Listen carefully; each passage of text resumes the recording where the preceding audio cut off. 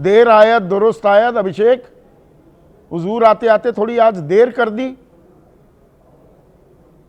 हाँ, मैं बहुत माफी चाहता हूँ संदीप जी। मैं तो शो को लगातार सुन रहा था अपनी गाड़ी से। आपको शायद जानकारी होगी या नहीं भी होगी कि आज से एनडीए का विधानसभा वार सम्मेलन आगामी विधानसभा चुनाव को लेकर शुरू हो चुका है।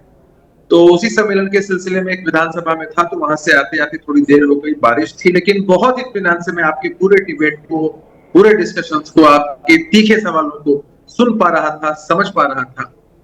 तो बिहार के लोग तो ये जानकर ताज्जुब में हैं कि जिस मुद्दे से जनता का विशेष लेना देना नहीं है, उस मुद्दे को लेकर दोनों युवराज इतने सीरियस हैं, खूब भीड़ जुटा रहे हैं, खूब आप लोगों से ज्यादा मिल रहे सीरियस हैं हैं। उनसे। उसी मुद्दे पर प्रधानमंत्री रिएक्ट कर रहे हैं, अरे घुसपैठिए, वोटर आई कार्ड बनवा कर बैठे हुए हैं, रोजगार आपके छीन लेंगे। जीतन राम मांझी कह रहे हैं पाकिस्तानियों के वोट की बिना पर ये अपनी राजनीति चमका रहे हैं। आप कहां पीछा छोड़ रहे हैं इस मुद्दे का? दोनों डिफरेंट एस्पेक्ट्स हैं संदीप जी। आपने तो बिहार की नब्ज को खूब अच्छे से टटोला भी है, समझा भी। हम बात कर रहे हैं ऐसे लोगों की जो गलत तरीके से अपना नाम जुड़वा लें वोटर लिस्ट में, और हमारे जो नागरिक हैं, हमारे जो लोग हैं, उनका हक अधिकार छीन लें। और ये क्या बात कर नहीं रहे हैं, नहीं, अब ये इसमें साबित एक करते मिनट हुए। के लिए थांबा, एक मिनट के लिए रुकिएगा। मुद्दई भी आप, वकील भी आप, थानेदार भी आप, सारे, अरे भाई सरकार है, माई बाप आप, और आप कह रहे हैं ये फर्जीवाड़ा हो रहा था, घुसपैठिए कार्ड बनाकर बैठ गए, ये मुसलमान पाकिस्तानी हैं।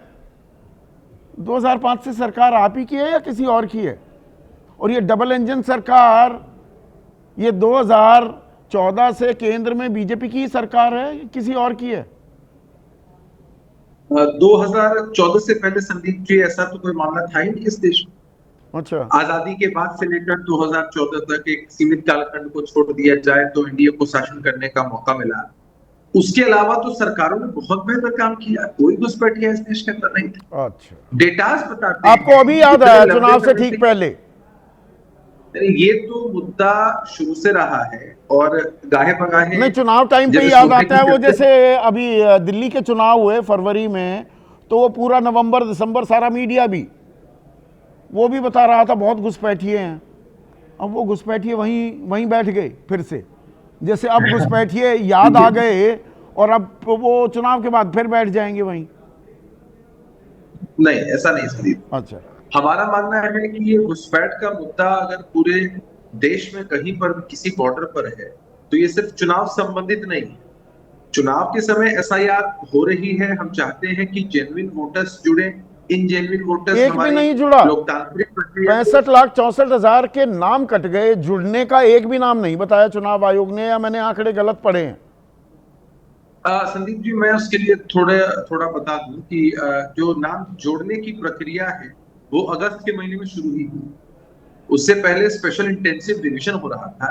1 अगस्त को जब रफ ड्राफ्ट पब्लिश हुआ, तो 1 या 2 अगस्त से लोग अप्लाई कर सकते थे अपना नाम जुड़वाने के लिए। बहुत सारे ऐसे वो लोग भी जैसे हैं जिनका कर्नाटक नाम। में 95 साल की बुजुर्ग महिलाएं, 85-70 साल की, वैसी तो नहीं जुड़ेंगी ना। फॉर्म 6 वो जो नए जुड़ते हैं दरअसल तो वो है जो 18 साल का अभी हुआ या अभी आया है, उन युवाओं की तादाद ज्यादा होती है। वैसा ही नहीं, हम बहुत सारे उम्मीद उसमें रखें ऐसे ना। भी लोग। नहीं नहीं, एकदम आप उम्मीद रखिए। और उसमें हर जगह अपवाद होते हैं। अपवाद स्वरूप आपको कुछ ऐसे भी नाम, ऐसे भी उदाहरण दिखेंगे जहां कुछ लोग मान लीजिए बिहार के थे, महाराष्ट्र में बहुत दिनों तक रहे, वहां उनका नाम वोटर लिस्ट में है, अब वो बिहार आ चुके हैं, बिहार में रह रहे हैं, किसी भी एज ग्रुप, वो भी चाहे तो अपना नाम जुड़वा सकते हैं। मैं और भी बहुत सारे लोगों को जानता हूं जो कि अपवाद विस्थापित हो होकर सकते बिहार आ हैं, चुके हैं और आपकी चाहते हैं कैच कि लाइन ये है, अपवाद हो सकते हैं। भाई इतना बड़ा देश है डॉक्टर अजय, छोटी मोटी त्रुटियां कहीं निकल सकती हैं, उसका हल्ला काटे घूम रहे हैं आप। वाकई बहुत छोटी मोटी त्रुटियां हैं। 65 लाख लोगों का वोट कट जा रहा है और 12% जो है अभी जो है नॉन रिकमेंडेड वाला, अभी तो 65 की सिर्फ बात नहीं है, 12% जो नॉन रिकमेंडेड बीएलओ ने किया है, यदि उस पर प्रमाण पत्र नहीं है, हालांकि सुप्रीम कोर्ट ने 18 लाख है भाई, हाँ, मैं आंकड़ा बता रहा हूं। यदि सुप्रीम कोर्ट ने कहा है कि आधार ही अब प्रमाण होगा आपके आधार का, आधार ही नहीं, आधार भी प्रमाण होगा, माना 11 हाँ, दस्तावेज के साथ। ये हाँ। आधार उस 12% वाले पे भी नॉन रिकमेंडेड वाले पे लगाना है या नहीं लगाना है, इसकी भी क्लियरिटी नहीं है। दूसरी बात, आपने एक बड़ी अच्छी बात कही है कि रहता है फैलाया किसने? चुनाव आयोग ने। ओनस किस पे डाला जा रहा है? राजनीतिक पार्टियों पर। सुप्रीम कोर्ट को भी अंत में यह बात समझ में आई है, माननीय सर्वोच्च न्यायालय के निर्णय का पूरा सम्मान करते हुए बात मैं कहना चाहूंगा कि जिस तरह की परिस्थिति आई है, चुनाव आयोग की वैधता को किसी तरह सुप्रीम कोर्ट चाह रहा है कि बनी रहे। चुनाव आयोग खुद अपनी वैधता बनाना नहीं चाहता। समाधान तो हो रहा है या सुई अटक जाती है राहुल गांधी की एक मुद्दे पर? देखिए और तेजस्वी को भी अटका दिया है। ये बेचारे परेशान हो रहे हैं कि भटक तो नहीं गए इस अटकने के चक्कर में, असल मुद्दों से भटक तो नहीं गए। संदीप भाई, जो जाके पैर न फटे बिवाई सो क्या जाने पीर पर आई।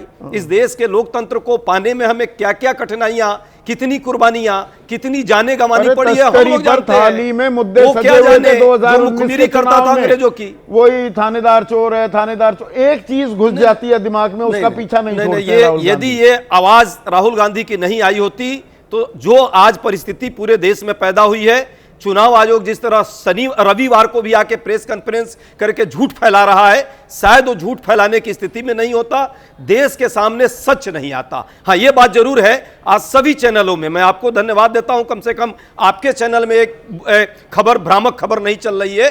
सभी चैनलों में चूंकि इतना बड़ा एक मुद्दे को उठाया राहुल गांधी जी ने, तो उनको विद्रोही का तमका देने के प्रयास हो रहे हैं कि उन्होंने कहा है कि वोटर विद्रोह करेंगे। ऐसी बात नहीं, हम गांधी के संतान हैं, महात्मा गांधी के विचारों पे चलने वाले लोग हैं, हम सत्य और अहिंसा के साथ संघर्ष करना चाहते हैं। ऐसी कौन सी धमकी देते थे कि अभी तो मोदी सरकार है, हमारा भी नंबर आएगा, हमारी सरकार बनेगी, गलत। और तीनों इन चुनाव आयुक्तों को, सिर्फ मुख्य चुनाव आयुक्त तक नहीं रखा, हम कार्रवाई करेंगे। संदीप भाई, ये बात तो सच है, 2 साल में जिस तरह संवैधानिक संस्था चुनाव आयोग का जिस तरह विश्वसनीयता जनता में खत्म करने का प्रयास खुद चुनाव आयोग भाजपा के साथ साठगांठ करके किया है, यदि जो काम हो रहा है ये चलता रहा तो जनता का विश्वास खत्म होगा। वोट के मताधिकार उसका यदि कटेगा, वो क्या करेगा? अब घुसपैठिए को ला करके आप खड़ा कर देंगे चुनाव के टाइम, पाकिस्तानी को ला के खड़ा कर देंगे, बांग्लादेशी और रोहिंग्या की बात करने लगेंगे, हर चुनाव में ही होगा। क्या प्रधानमंत्री जी जैसे जैसे चुनाव नजदीक आएगा वैसे वैसे मंगलसूत्र मटन मंगल की बात करेंगे और फिर ये पाकिस्तान बांग्लादेश पर आ जाएंगे? मुद्दों पर बात हम चाहते थे। एसआईआर के मामले में जिस तरह से घपला और घोटाला चुनाव आयोग से मिलकर, मैं तो कहता हूं खुलेआम प्रधानमंत्री जी और अमित शाह जी इसके लिए जिम्मेदार हैं। वो खुद चाहते हैं कि ये मुद्दे भटके ताकि उनको चुनाव में लाभ हो और लोगों का वोट कटे। 65 लाख की यदि बात जोड़ लीजिए, 30,000 वोट एवरेज, 26,798 वोट एवरेज कटेगा एक विधानसभा से। ये 150 सीट ऐसी है संदीप भाई जहां 20,000 के कम के मार्जिन से हार जीत हुई है। आप 30,000 वोट काट देंगे, किसका वोट काट रहे हैं? सबको पता है, महागठबंधन के लोगों का, गरीब गुरबा का, अति पिछड़ों का, दलित समाज का, माइनॉरिटी का जो हमारा वोट बैंक है, जो बिहार को विकसित बनाना चाहता है, बिहार में सुशासन लाना सच में चाहता है, उसका वोट काटना चाहते हैं ताकि आप घपला करके चुनाव जीत जाएं। सुप्रीम कोर्ट का डंडा भी चल चुका है।